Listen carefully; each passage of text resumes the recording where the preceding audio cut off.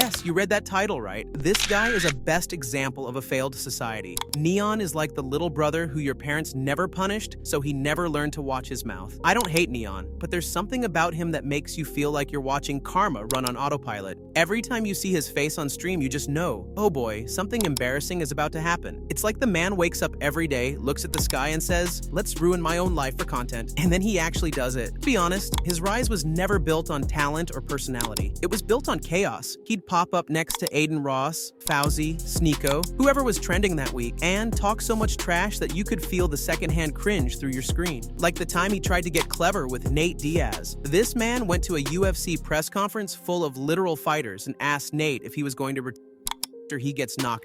When you do get knocked out, are you going to retire?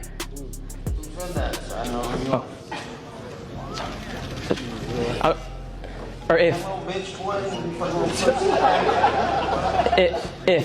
you do.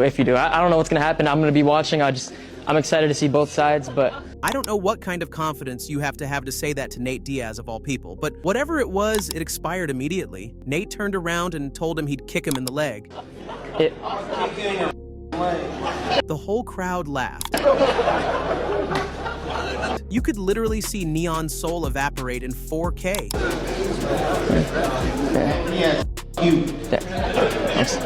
I have a lot of respect for everyone, man. It's just, I want to see a great fight. He tried to smile it off, but when Diaz's people started walking toward him, the man turned into Usain Bolt. He was sprinting out of there yelling, "I'm sorry," like a kid who broke a window. I'm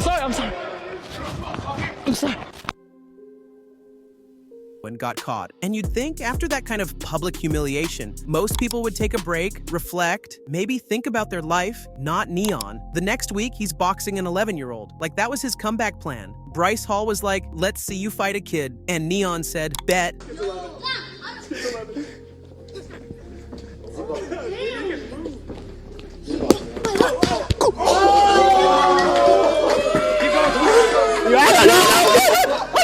Bro got punched so hard by this child that his whole brain lagged. N3on, move on your feet. Every punch looked like it deleted a few IQ points. The crowd was losing it. An 11-year-old turned him into a meme. And what does he do after that? He goes right back on stream like nothing happened. That's what makes him kind of insane. He doesn't even pretend to care. You could break his ribs on camera and he'd still say, W content. Now let's talk about the bodyguard situation. Peak N3on moment. He's live, joking about saying the N-word, thinking he's edgy. Suddenly, Aiden Ross's massive security guard walks into frame like a final boss and tells him to say it again. N3on instantly turns into a cartoon mouse. He starts stuttering, laughing, "I was kidding, bro," while his whole body language screams fear. You can literally see the oh no moment in his eyes. He looks like a guy who just realized jokes have consequences. Another time, N3on burped in Fousey's face, and Fousey literally grabbed him by the shirt and shoved him on a couch. The room went dead silent, and N3on, instead of fighting back, just sat there apologizing like a toddler caught stealing candy. Say sorry. Don't ever burp in my face again.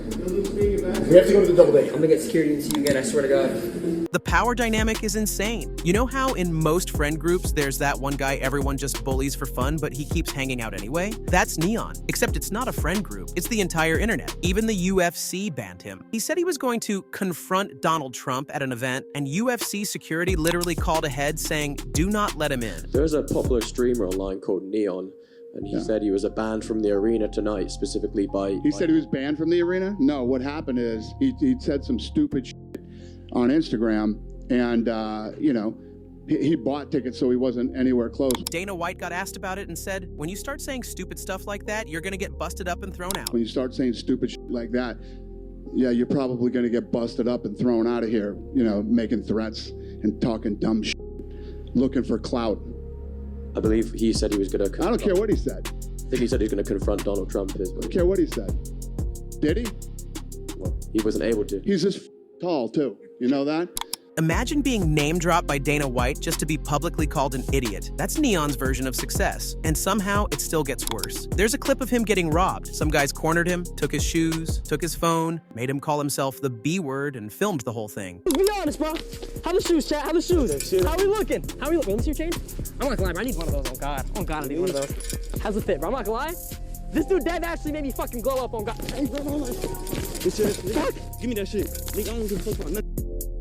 He later posted a video saying he felt ashamed and didn't want to show his face again. A week later, he was back on Kick like, "What's up, Chad?" You can't cancel someone who has no dignity left to lose. At some point, you stop feeling bad for him. He's not the victim. He's the volunteer. He keeps feeding the cycle because humiliation pays the bills. And the crazy thing is, he's kind of built different for that. Most influencers crumble after one scandal. N3on's been getting publicly humbled since day one. And he still wakes up to stream like it's nothing. There's something almost admirable about it. Like watching a guy repeatedly touch a hot stove and just learn to live with the burns. But that's what makes N3on fascinating. He's not a villain or a victim. He's just this painfully human mix of arrogance and insecurity that everyone recognizes a little bit of in themselves. He's every guy who talks too much, wants too much attention, and keeps falling flat on his face, just in front of millions. He's the internet's crash test dummy for what happens when clout becomes your personality. Then came the Iggy Azalea stream, easily one of the most unintentionally funny things he's ever done. Iggy's on camera, twerking with two girls, telling N3on to join in. Chat's going wild, everyone's spamming W moment, and N3on just stands there frozen like a malfunctioning NPC. He's awkwardly smiling, backing up, hands in pockets, mumbling, "Nah, I'm good." Iggy teases him, laughs it off, but you can tell he's dying inside. The internet roasted him for being scared of women, but honestly, it was kind of refreshing seeing him not act like a creep for once. He looked uncomfortable, but in a real way, like a guy who knows he's out of his element, surrounded by too much confidence and camera lighting. But awkwardness follows him like bad Wi-Fi. At another event, Boss Man Delo completely stole the spotlight from him. You can literally see N3on trying to talk over him, throwing out jokes, and nobody's paying attention. Delo's energy swallowed the whole room, and N3on was just standing there with that "why am I even here" face. The internet clowned him again, saying he looked like the background character in his own show, which honestly, he kind of did. And then there's Tracy Cortez, a UFC fighter who walked off his stream mid-conversation. Something N3on said rubbed her the wrong way, and you can see her face change from polite smile to "I'm out." She just got up and left. Deadass. I'm like bad luck. Every fighter I've done a stream with has lost the next fight. Sean O'Malley lost. No, wait, hold on, Tracy, but you're gonna change it because you're a girl. I really wish you told me this. Deadass. And N3on tried to laugh it off, but the silence that followed was brutal. That kind of silence where your brain replays every bad decision you've ever made. He also had an incident involving a married woman on stream, and nobody really knows what happened, but everyone agrees it was bad. Just the mention of the married lady stream. We're warm-blooded creatures. Are you married? No. Yo! Wait, show the chat your ring. Can't we truly? Is that? I thought that's a ring finger. Sure. Alright. Well, it was really nice to meet you. Is enough to make people cringe. He has this pattern of crossing lines without realizing it, like he doesn't understand that not everything is content. And then there's Chloe, the clip that's equal parts funny and painful. She's a co-streamer, they're just hanging out, and she takes off her glasses. N3on sees her face clearly for the first time and reacts way too strongly. Chloe instantly gets embarrassed, covers her face, and chat goes wild. Did you do good? Wow. That's how you look without glasses. I did so good. Here. I'm crying. He's trying to backtrack, saying, no, you're still cute, but the damage is done. It's middle school energy trapped in a grown man's live stream. At this point, every new N3on stream feels like watching a social experiment in real time. The man's allergic to self-awareness. But here's the twist. The internet loves it. We all do. Because even when he's fumbling, it's so raw that it feels realer than half the fake personalities online. He doesn't filter his cringe. He just lives in it. One of his worst emotional L's came when he opened up on stream about being bullied as a kid. He said he used to eat lunch in the bathroom, had no friends, got farted on in gym class, like genuinely pouring his heart out. And you'd think people would comfort him, right? Number, they laughed. Even the people on stream laughed. He sat there realizing mid-story that nobody cared, and it's sad because you could tell he was serious. Yeah, I stood up for myself. What about you?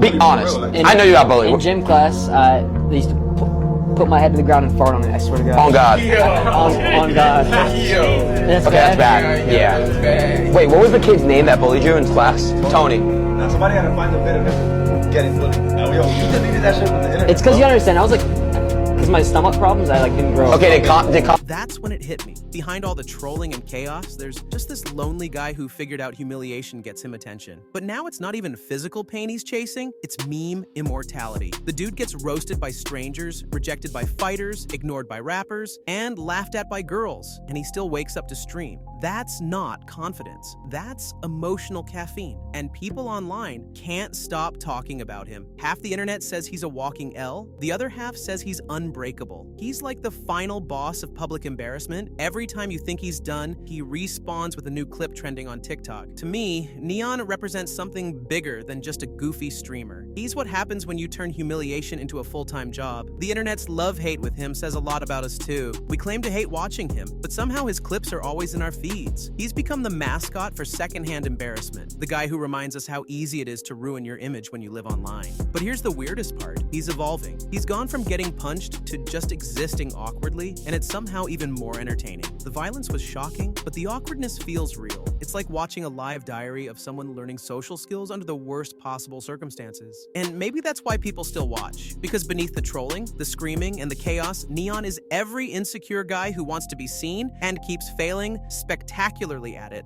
He's the face of the new internet, messy, stubborn, cringe, and painfully human. So yeah, he's still losing, still fumbling every bag, every moment, every interaction. But that's what keeps him alive online. Every slap, every silence, every awkward pause, it's fuel. His losses are the content. And that's the real punchline. N3on doesn't take L's, he lives in them. And that's pretty much the entire N3on timeline. Every L, every awkward fall, every internet meltdown stacked on top of each other like a highlight reel of chaos. If you made it this far, you're officially stronger than his PR team. If you enjoyed watching me lose brain cells breaking this down, hit that subscribe button, drop a like, and tell me in the comments which N3on moment had you wheezing the hardest. Turn on notifications too, because the way this guy's career's going, there's definitely going to be a part 3 next week.